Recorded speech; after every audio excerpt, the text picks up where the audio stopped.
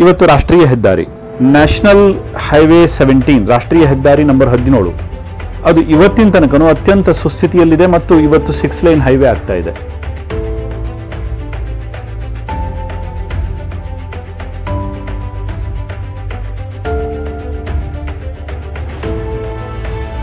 ಒಂದು ರಾಷ್ಟ್ರೀಯ ಯೋಜನೆಯ ಭಾಗವಾಗಿ ಅದು ಅಭಿವೃದ್ಧಿ ಆಗ್ತಾ ಇದೆ. ಜೊತೆಯಲ್ಲಿ ಇವತ್ತು ತುಮಕೂರು ಮತ್ತು ಹೊನ್ನಾವರ ನಮ್ಮ ಕಾಲಘಟ್ಟದಲ್ಲಿಯೇ ಅದು ರಾಜ್ಯ ಹೆದ್ದಾರಿಯಾಗಿತ್ತು, ಅದು ರಾಷ್ಟ್ರೀಯ ಹೆದ್ದಾರಿಯಾಗಿ ಬದಲಾವಣೆ ಆಗಿದೆ, ಅಭಿವೃದ್ಧಿ ಆಗಿದೆ. ಇವತ್ತು ಅದು ಕೂಡ 4 ಲೈನ್ ಆಗುವಂತಹ ಹಂತದಲ್ಲಿದೆ.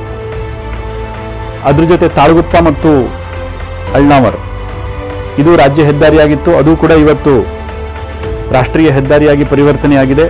ನಗರಗಳಿಗೆ ಬೈಪಾಸ್ ಆಗಬೇಕಿತ್ತು, ಸಿರ್ಸಿ ಮತ್ತು ಯಲ್ಲಾಪುರ ನಗರಗಳಿಗೆ ಬೈಪಾಸ್ ಆಗಬೇಕಿತ್ತು, ಅದು ಕೂಡ ಇವತ್ತು ಯೋಜನೆಯ ಹಂತದಲ್ಲಿದೆ.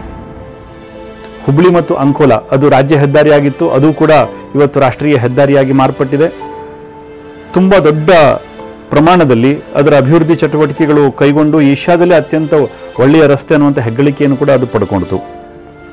ಒಟ್ಟಾರೆ ನಮ್ಮ ಕ್ಷೇತ್ರದ ಭಾಗವನ್ನು ನಾವು ಗಮನಿಸಿ ನೋಡಿದಾಗ ಎಲ್ಲಿ ತನಕ ಬೆಳಗಾಂ ತನಕನೂ ಕೇವಲ ಉತ್ತರ ಕನ್ನಡ ಜಿಲ್ಲೆ ಅಂತ ನಾನು ಹೇಳ್ತಾ ಇಲ್ಲ, ತಾಳಗುಪ್ಪ ಅಳ್ನಾವರ್ ಮಾತ್ರ ಹೇಳ್ತಾ ಇಲ್ಲ, ಅಲ್ಲಿಂದ ಮುಂದೆ ಅದು ಖಾನಾಪುರಕ್ಕೆ ಹೋಗುತ್ತೆ, ಖಾನಾಪುರದಿಂದ ಬೆಳಗಾಂಗೆ ಹೋಗುತ್ತೆ, ಗೋವಾ ರಾಷ್ಟ್ರೀಯ ಹೆದ್ದಾರಿಗೆ ಸೇರುತ್ತೆ.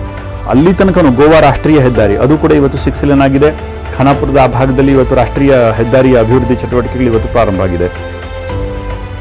ಹೀಗೆ ಪ್ರತಿಯೊಂದು ಹಂತದಲ್ಲಿ ರಾಷ್ಟ್ರೀಯ ಹೆದ್ದಾರಿಗಳನ್ನ ನಾವು ಯಾವುದನ್ನ ಆಗಬೇಕು ಅಂತ ಹೇಳಿದ್ವೋ ಅದಷ್ಟು ಕೂಡ ಇವತ್ತು ರಾಷ್ಟ್ರೀಯ ಹೆದ್ದಾರಿಗಳಾಗಿ ಬದಲಾವಣೆಗಳಾಗಿದ್ದಾವೆ.